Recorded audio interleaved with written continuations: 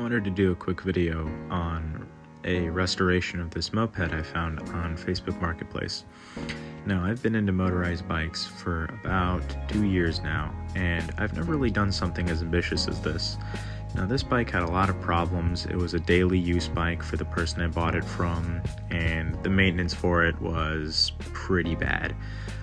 Almost everything on it was bad, save for the actual cylinder and I guess the wheels not being out of true, but nearly everything on the bike needed to be replaced or fixed in some way. I've never really done something like this before, so I thought I'd make a quick video running through some problems that I had and maybe some things that people should look out for when owning their own motorized bike or moped such as this. I thought it was fun. It took me about a day to do everything from actually getting it to repairing it, so this is it. This is exactly how it looked when I went to go pick it up. The clutch was rusted out and completely destroyed with all the teeth ground down. The bucking bar and the bead on the other side were missing, as well as the lock nut. The clutch cover was gone. The clutch cable was frayed, completely destroyed, almost unusable. The CDI was rusted out. The kill switch was broken, and the gas filter and fuel line needed to be replaced as well. The carburetor was not in horrible condition, but it was covered in fuel and oil, and it smelled like gasoline, so I cleaned it anyway. It did come with the chain and tensioner, but the tensioner was one of those death trap tensioners that everyone should replace as soon as they get one. It had a hub adapter, which was pretty nice, but I would need to take the tensioner off and put, or at least clean the chain and put it back on with a new tensioner. Just for safety, I cut off the fender, even though it looks like they cut a little hole here so the chain could go through. Usually removing that part of the fender is the best anyway, which is funny because the fender was held on by some wire anyway, so I don't really know how safe it could be. So first, I just quickly removed the carburetor, which is covered in oil, as I said. The next was removing the copious amounts of electrical tape off the CDI. Funny enough, despite the state of the rest of the engine, the wire connections here looked pretty good. They're not corroded or anything. They were good as new, almost, if I didn't know any better. Next, I was removing the motor mounts from the bike frame, which had no padding or insulation from the vibrations, might I add.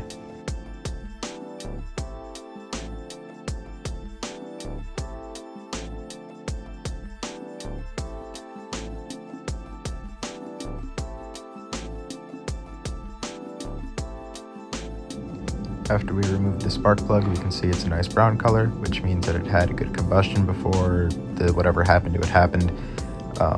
This means that it wasn't running lean, wasn't running rich, and also that it didn't explode, which is very important, especially considering the condition of the bike itself, meaning most of the problems are just external.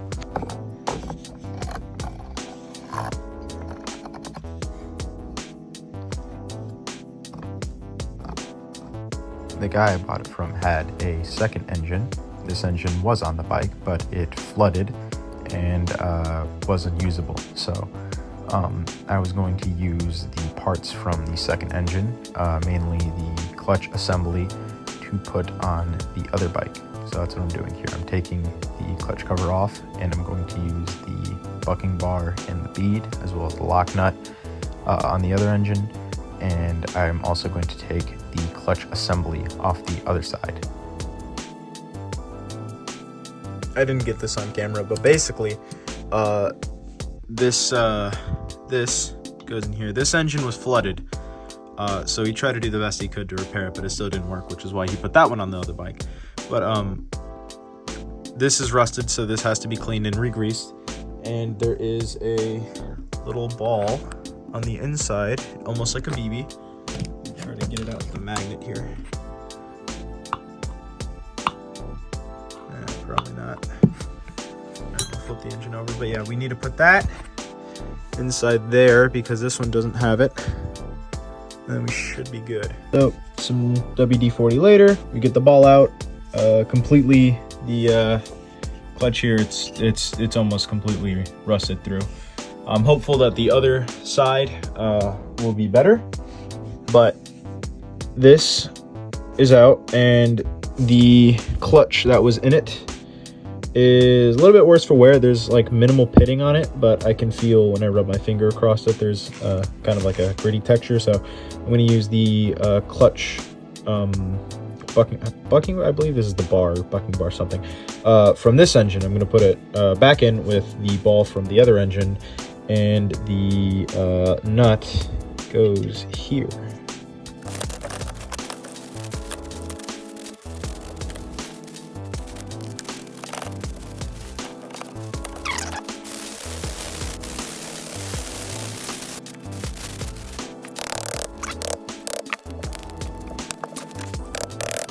Here we are removing the flower nut and spring assembly.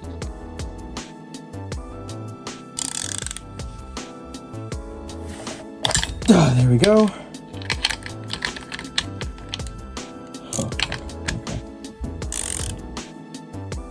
Here's removing the lock nut and washer.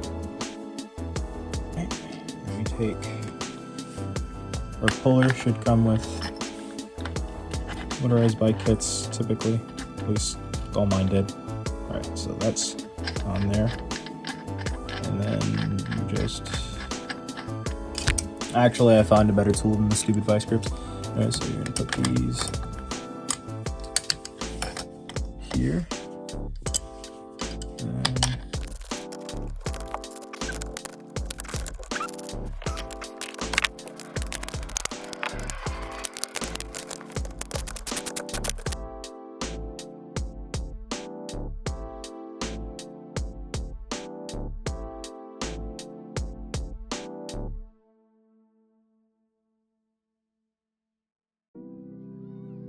Magnet, and there we go.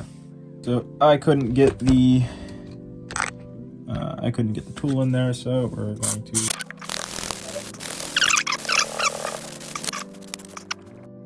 Now, inverting the tool, you basically do the exact same thing to get the smaller gear out.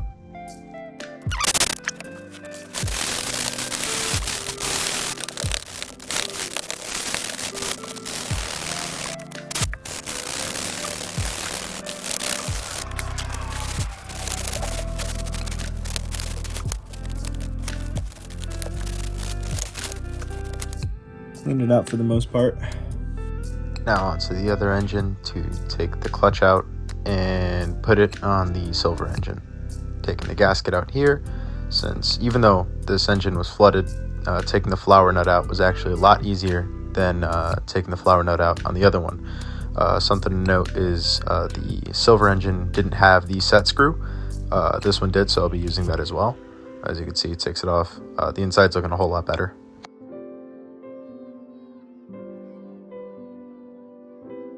Hilariously, the guy rebuilt it and over-torqued this, and it is completely stripped out, and there is no way for me to get this out without drilling it. So we are going to attempt and rebuild with the one we took off the other one. So let's see if that works.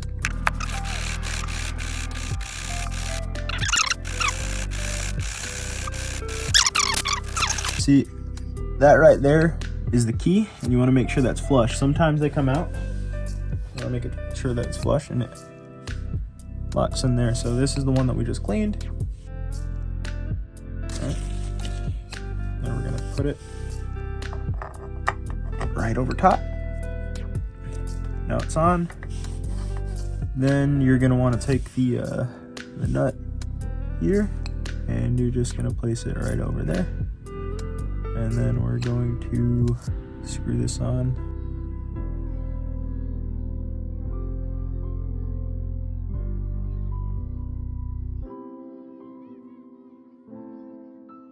In compression. Ow, just jammed my finger in there.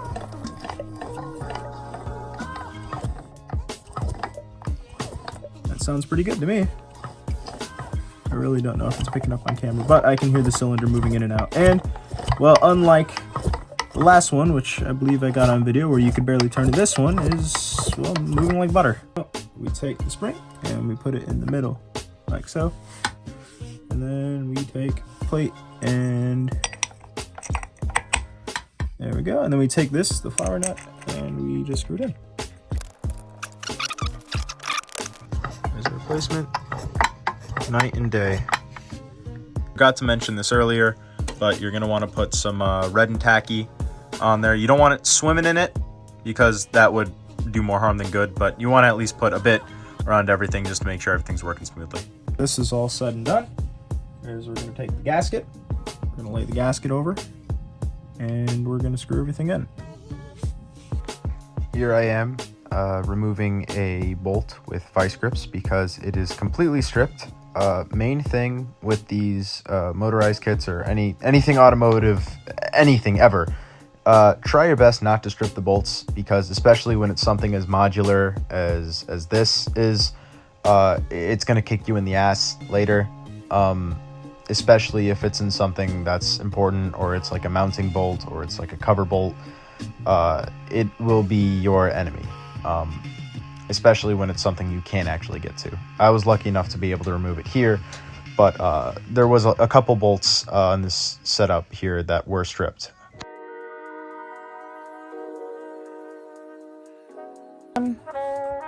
Oh yeah, feeling the clutch spring when I pull it, so I think it's good. Now removing the chain tensioner. These tensioners come with all motorized bike kits, but they're trash. They go into your spokes. Actually happened to me once. It was horrible. They will destroy your wheel. They're not worth having. They could kill you. Do not use them. Here's the CDI boot. Now, normally I would just replace this, but I kind of wanted to keep most of the parts original to the kit on the bike. But the CDI here, you could see some corrosion inside of it, so my goal was to just use some vinegar and try to get rid of the corrosion. In between takes, I've been cleaning the bike, including the engine, so if it looks a little bit different, that's why.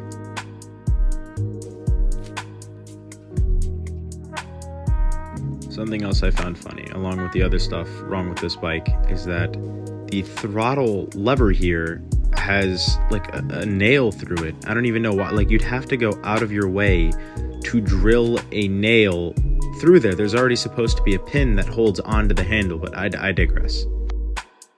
Here's the kill switch that's broken and will be soon replaced. Putting it on and hooking up the throttle with the same handlebars, we can see it works perfectly. Next, wiring the kill switch to the CDI and the CDI to the engine.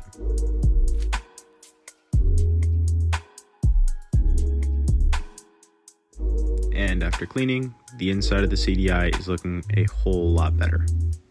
What I did was I took the old brake cable out. I tried cutting it and reusing this one, but it was simply too far gone. Thing was, the replacement cable that I had was a lot longer than that one. So what I did was I used the cut cable. I don't know if you can see, I used the cut cable I did, and I put a new cable. You could just get, these are just brake cables, you can buy them, same thing. And I'm gonna use this one and put it on, and it should fit perfectly. After hooking everything up, cleaning the chain, cleaning the sprocket, doing some basic maintenance and cleaning, we got the tensioner on, we hooked up the chain.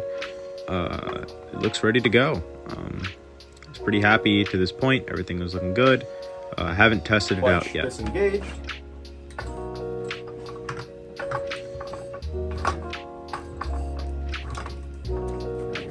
Clutch engaged.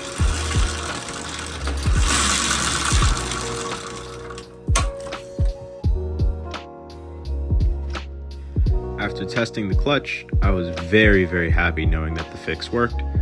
Now onto the carb, putting a new filter on. The tube connecting to the carburetor was still okay, but I got a fresh tube from the filter to the fuel peacock, which is what you see here.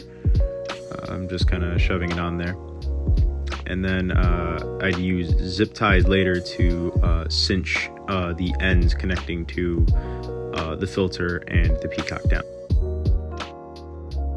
Then here, cleaning both the carb and the carb cover because they were covered in gas. And here, just putting 2 strips of electrical tape around the connections just to hold in place. Then putting some wire management, like heat-resistant cable, around it, and then tying it down with zip ties to keep it in place.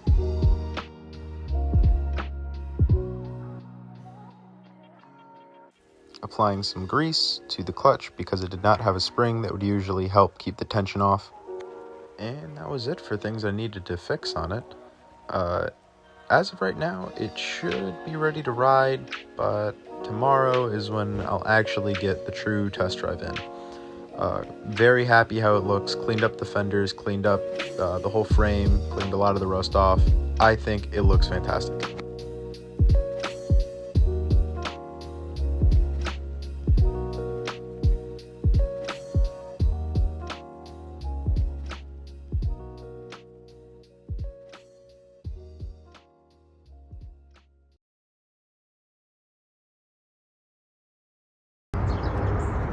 Test 1, cold start.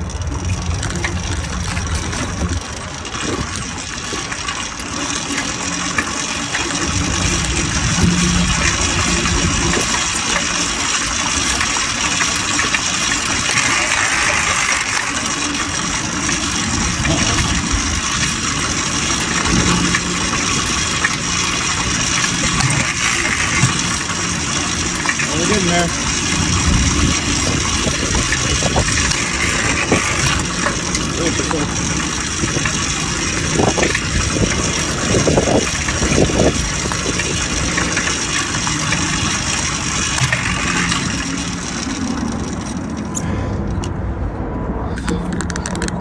Alright, it did not start the first time, but I'm hopeful that the problem was electrical and not mechanical. So I've replaced the CDI with one for a smaller engine. They're universal, but some of them have stronger outputs, I believe. Usually the ones with the red boots like this. So I took this one off, put that one on, and take 2. Let's see if it works now. Okay, take 2. Test.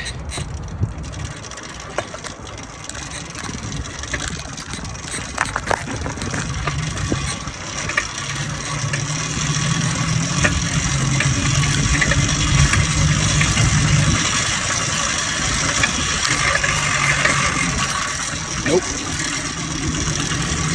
Carb a little bit.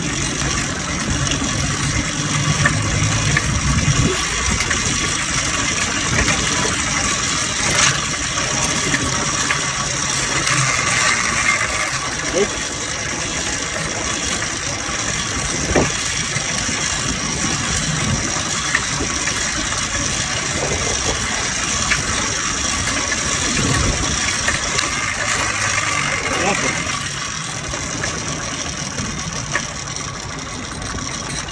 Damn.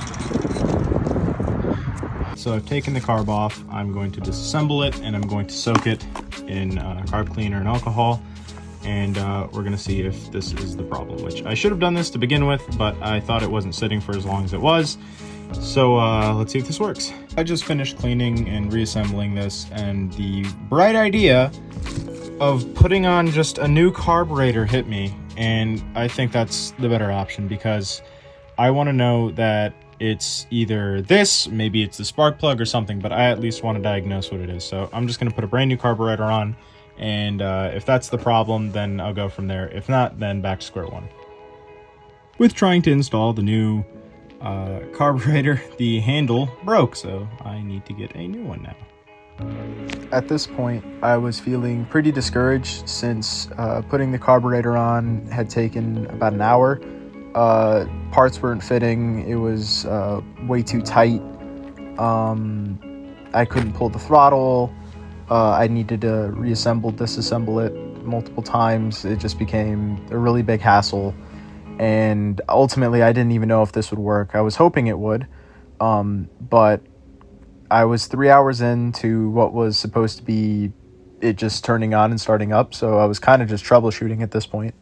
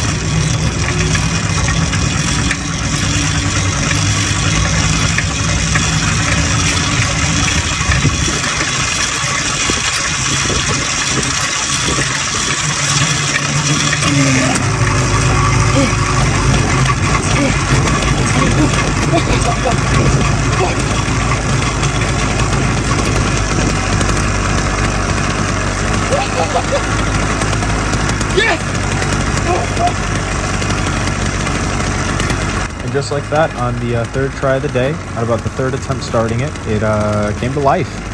I was over the moon about it, really. I didn't really even expect this to turn on. I was really doubting myself, but I think it was a combination of changing the spark plug out to a newer one and also changing the carburetor. Most likely the other carb was clogged. I hear people throw those away anyway, but I was so stoked to hear it come to life and just driving around for a little bit.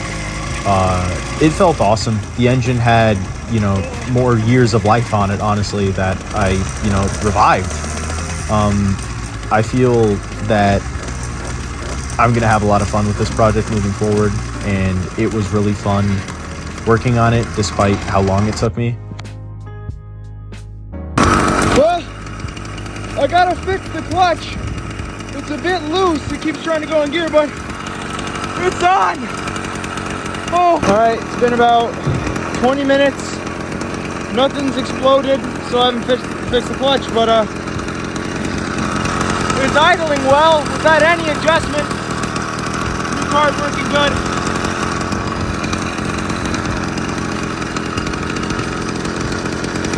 Success! And that's about it. I see myself doing a lot with this project moving forward. Really happy how it turned out.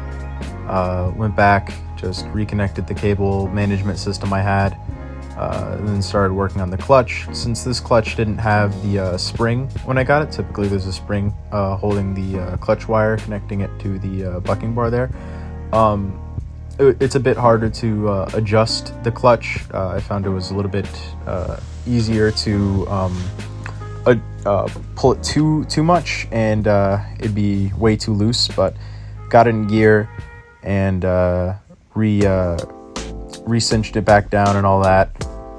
But overall, it went from a complete pile of rust to something that's actually functional and can get, as I said, more years out of it, which I'm really happy about. I'm glad it looks amazing, and I'm really happy I was able to do this. Well, that's about it. Hope y'all liked this video. Hope it helped some of you. Comment down below any questions you have about it. And that's about it.